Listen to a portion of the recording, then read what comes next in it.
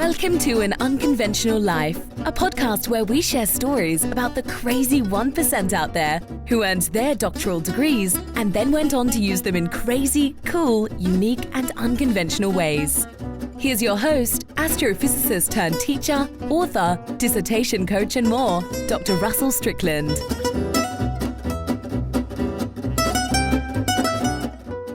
Hi, this is Dr. Russell Strickland here, host of An Unconventional Life podcast, where I feature stories of the unconventional 1% who earn their doctoral degrees and then use them in these crazy and unconventional ways, where we cover the winding journey in their life and their career. Today, I've got Dr. Jeremy Weiss, who's done literally thousands of interviews of successful entrepreneurs, investors, and CEOs.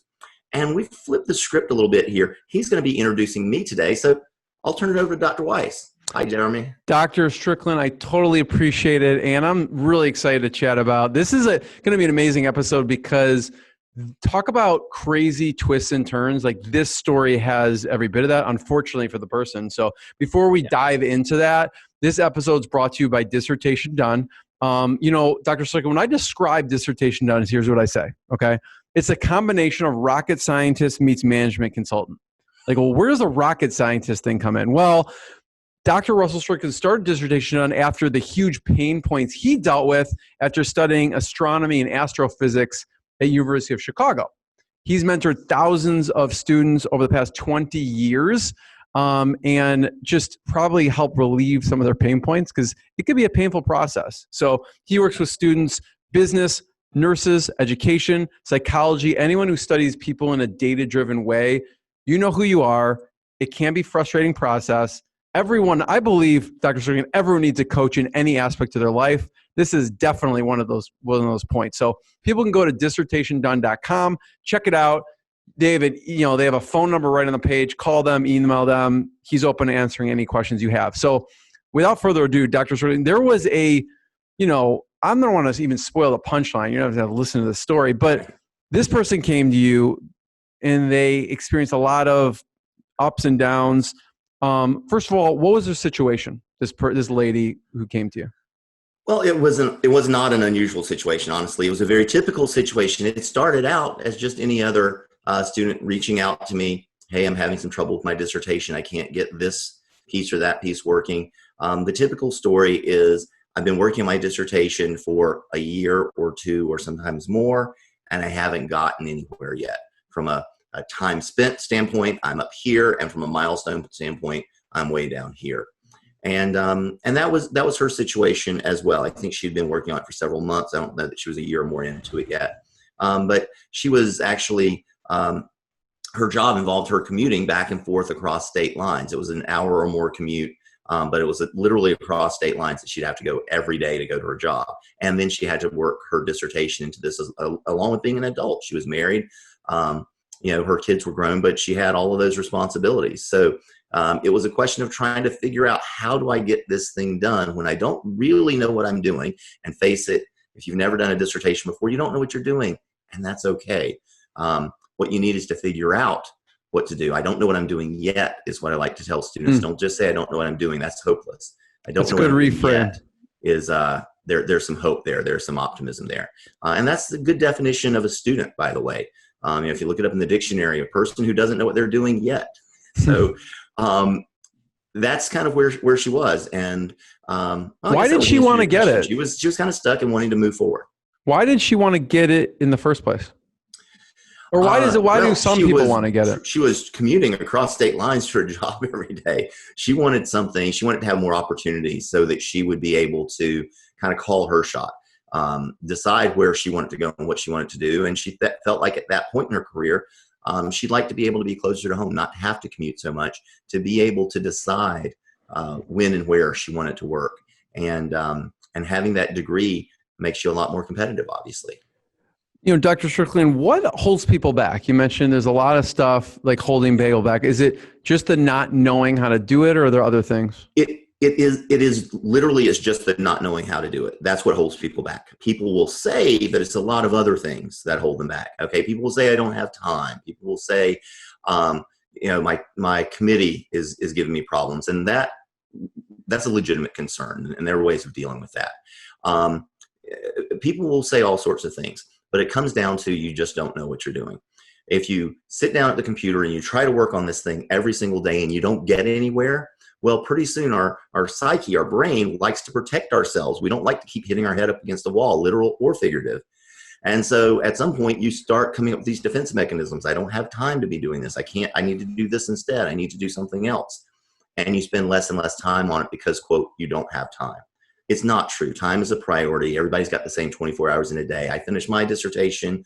A lot of other folks have finished theirs. You can finish yours. But when you don't know what you're doing, like I said, then you're not making progress. When you're not making progress, it's frustrating. And when you're frustrated all the time, you tend to stop doing the things that frustrate you. That's just human nature. And so that's where the excuses and defense mechanisms come in. So when someone comes to you, they're often frustrated. They just want to get at it quicker. What are some of the first things you tell them or do with them? Well, I was just listening kind of to the words coming out of my mouth and saying, wow, that sounds awfully down on people. And I want to be clear on the fact that it's not. Not knowing what you're doing yet is fine. I told my kids as they were growing up, listen, there's really, in most cases, there's no such things as accidents. Either you're not paying attention to what you're doing or you're trying to do something that's kind of outside of your capabilities. If you're trying to do something outside of your capabilities, that's fine. You can fail and try again. That's how really successful people become really successful. They fail a lot. I mean, look up Michael Jordan or any CEO. They talk about how often they fail. It's a badge of honor. It's not a source of shame. The optimistic standpoint here, though, is that if you don't know what you're doing, there are people out there that do know how to get through this process, who have been through this process before. Look, only about 1% of the population earns a research-based doctoral degree. There's a very real chance that any room that you walk into, unless it's at a university, doesn't have another person who's gone through the dissertation process in it. And so it's not surprising that you have a hard time with this and you struggle. What you have to do is you have to find people who've been through this process before and who've thought enough about the process to be able to help you create a process. And just because someone's been through it doesn't mean that they can figure out the process. They may have gotten lucky. They may have just been good at winging it, but then to be able to teach someone else takes another level of talent. So that's the best advice I've ever gotten in my life, Dr. Strickland, when someone said to me, listen, when you're trying to do something, find someone who has done it or is doing it, because what happens is it shortcuts the time, the energy, and the money that you would spend doing something, even though, it may cost a little more, or it may take a little more time in the beginning, but ultimately it saves a ton of time and money, whatever it is, right? It could be dissertation, it could be health, like you mentioned, Michael Jordan. Shortcutting to the top of anything is from a mentor helping you walk through it. Right. And there are things you're going to be good at and things that you're going to be not so good at. Finishing a dissertation requires a variety of skill sets, and you have to pull them all together. I mean, I'm talking about research, time management, project management, research planning, political skill sets in dealing with your committee. The list just goes on and on and on. And then that's just about a dissertation in general. Then there's the skills you have to develop to get your specific project done and to learn the things you need to learn about your specific project. So it's a lot. And for anybody to think, I just have all of that right from the beginning, it's silly. You're going to need to grow. You don't have a doctoral degree right now, not because they didn't approve your dissertation, but because you haven't gone through that transformation and become a doctor yet. And that transformation, like I said, involves pulling in a lot of skill sets.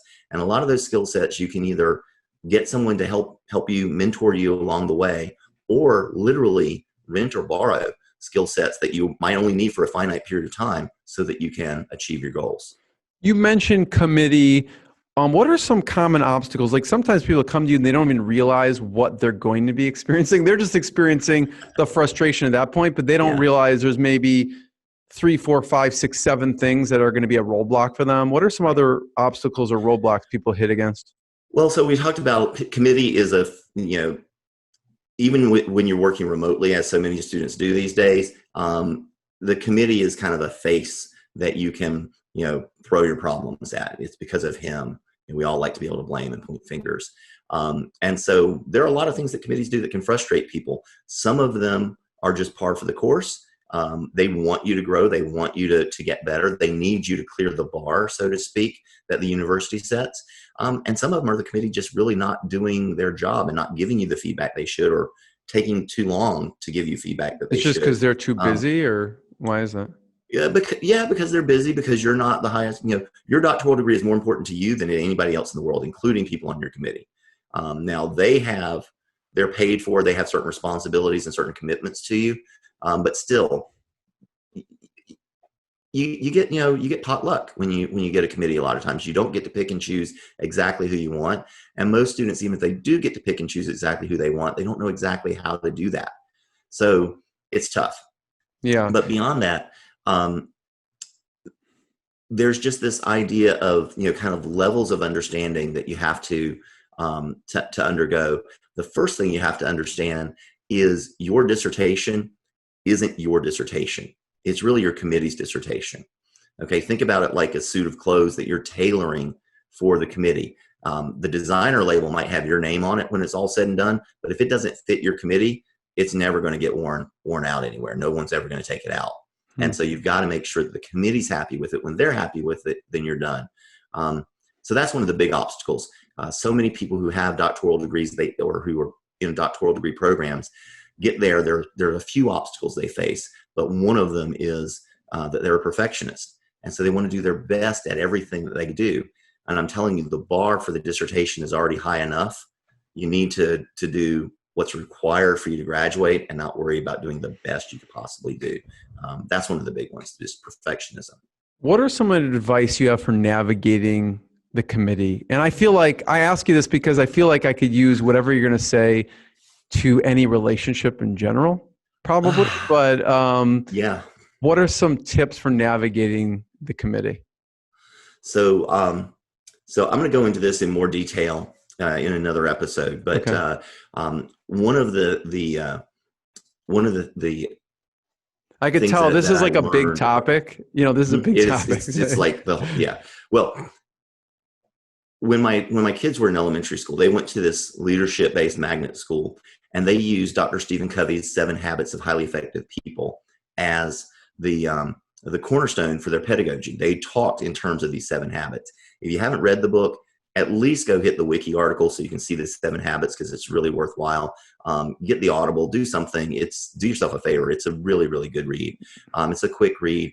But this book came out in the late 80s or very early 90s, I believe. And Franklin Covey Institute is still helping like big, huge Fortune 500 companies with these principles. So in terms of dealing with your committee, one of the habits is seek first to understand and then to be understood. Find out what the committee wants from you and give it to them. Don't worry about your wants in this dissertation process. Unfortunately, it's about them. Give them what they want, and in exchange, they'll give you a degree, and you don't ever have to deal with them again. So. Yeah, thank you. And I used to listen to the audio books in my audio cassette tapes in my car, Dr. Strickland. I love them. Because that's how far back that book goes. I want to talk about this lady's journey, because the dissertation doesn't happen in a vacuum. Right. What were some of the things, and she felt, personally, that she hit up against? Yeah. So here's the thing. Any adult out there, I don't care if you're working on your dissertation or anything else, I challenge you to point back to any year, a calendar year in your adult life where things went exactly as you planned. Right? Just I'll never put the bet up there, $100 to anybody who can say, yeah, here it is, 365 days. It went exactly the way I scripted it. It doesn't happen. Okay. It doesn't happen.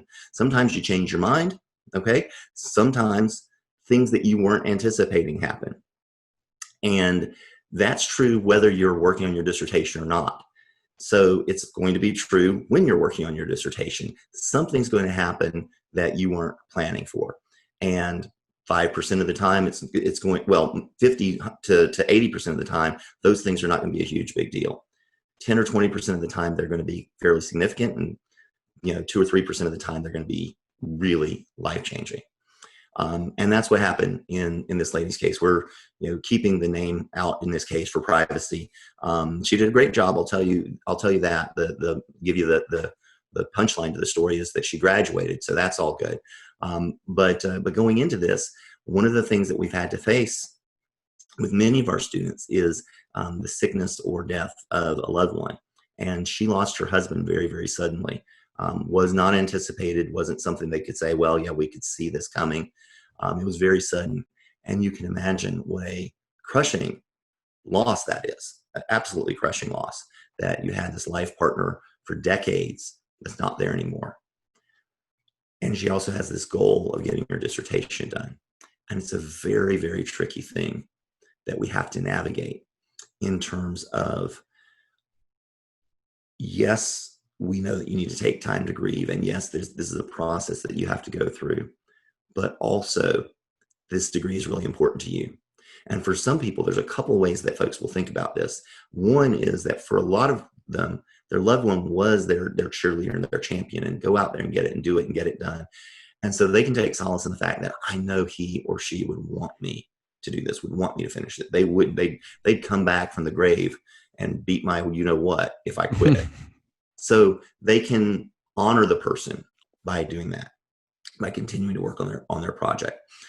The other thing that people can do, quite honestly, is you might consider a little bit more selfish. I don't think that's a bad thing at all, but it's a place you can retreat to, where, as silly as it might sound, you have more control. Because as much as people complain about not having control over their dissertation, at least it's something that they're somewhat familiar with by that point. So when something comes in out of left field, you can kind of retreat back to, well, I kind of know my dissertation, and I can work on that, and I can put time into that, and then I don't have to deal with some of this other stuff during that time. It's a little bit of a solace time for me. We recommend students only invest 10 to 15 hours a week in their dissertation project, because all of our students are really busy adults. So it's not like you're just taking this, tremendous amount of time and retreating from the world, and you're in denial about your grief or anything like that. It just becomes an outlet where you can kind of put all that to the side for a little while and do it in a productive way. So you're not out drinking or, binge watching Netflix or something like that that's either detrimental or not good for you. This is something that actually will help you in the long run as well. So it's a productive way to use that time and channel those energies. So she lost her husband. That's terrible. Then there was something else that happened. Yeah. So I have a hard time not, a little laughing at, because, if you, some of these things, if we don't laugh, we cry. But right. So it was just a few months later. She was, in the South, and one of the large hurricanes that come through, once or twice every year, came in right through her town, and her house was totaled. So she basically lost her house. And so she ended up finishing her dissertation. So she lost her husband, she lost her home. Unfortunately, some of the mementos that she had of her husband were there too. So that made it doubly difficult in that situation. But she persevered. She had the determination to go get a motel room close to work. So she said, hey, I don't have to commute back and forth every day now. So that's one way of making a lemonade out of a bunch of lemons. And she sat there in a motel room and finished her dissertation over the next few months, and graduated. And of course, the insurance was taking care of the house, and she had insurance that helped financially after she lost her husband. So there were a lot of mitigating circumstances there. But I mean, when you just think about it, if anybody is working on their dissertation and wants to tell me that their life's just too tough to be able to finish it, I will tell you, this lady, oh my gosh, she went through all of this, two huge losses, things that for most of us don't happen more than once in our lifetime, if at all. Many of us, may or may not lose a spouse. Most of us probably won't lose a house. And if we do, once in a lifetime is about enough. And she gets hit with both of those things in less than a year, and still finished her dissertation and graduated. Just amazing, amazing story. I was so, so proud of her. Thank you for sharing that. Yeah. Like, if excuses are creeping up in your mind, think back to this story. And thanks for sharing this, Dr. Strickland. What do people feel that is powerful about the process that you walk them through that allows them to go from like all this turmoil is happening to finishing in a motel room despite all odds? Like, what are some of the powerful aspects? I tell you, when you don't know what you're doing, there's confusion, there's frustration. When you don't know what's going to happen next, that's one of the biggest sources of stress. So if you look on the stress indicators, the things that researchers say are most stressful in our lives, most of them are about not knowing. A lot of them are major life transitions, but we don't know what's going to happen next. You got fired. You don't know what's going to happen next. You lost a loved one to death. You don't know what's going to happen next. You got divorced. You don't know what's going to happen next. That's the thing. If you don't know what's going to happen, it really is, it's very stressful for you, and stressful in a bad way. It's not this kind of stress that gets you, motivated and moving. It's something that really wreaks havoc with your physiology, with your mental, everything. I mean, it's horrible.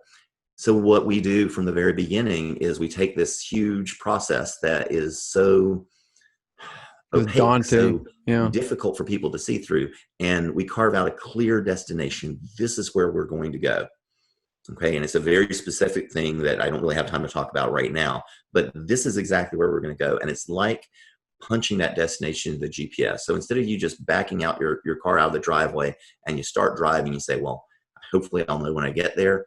You know where you're going. We then act like the GPS and start giving you turn-by-turn directions, telling you what to do this week and what to do the next week and the week after that. Those two things combined are some of the most powerful things you can do. When we add to that the fact that you are being held accountable to a real person every week. Did you do what we talked about last week? Is it done yet? That for a lot of people is a huge motivator. I mean, it's not like we can, take your car keys away from you or send you to your room without supper or something if you didn't get it done. But just the fact that you've got to tell another person, nope, I said I was going to do this and I didn't do it. Most of our students just cannot stomach that, and they will do what they need to do to get the homework assignment we give them each week done. And that keeps them moving forward as well. It's definitely motivating. I mean, if you think of anything, if there's a test, when do people study? They study the days before, right? So because of the deadline. Test, yeah. Yep. So it's the same thing. You are accountable to someone, you have to answer them, and you will start to get work done in a big way right before. Right. I just want to say, Dr. Strickland, people can check out other episodes. Like, you go detailed in these processes and methodology, more stories. People can check out the website. They can go to dissertationdone.com to learn more, to contact you with questions.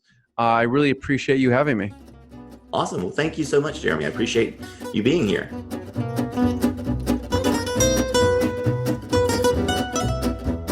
This has been An Unconventional Life. Thanks for listening. If you enjoyed today's episode, subscribe now to keep getting inspirational stories of unconventional lives as soon as they're released. Until then, go out and live your best unconventional life.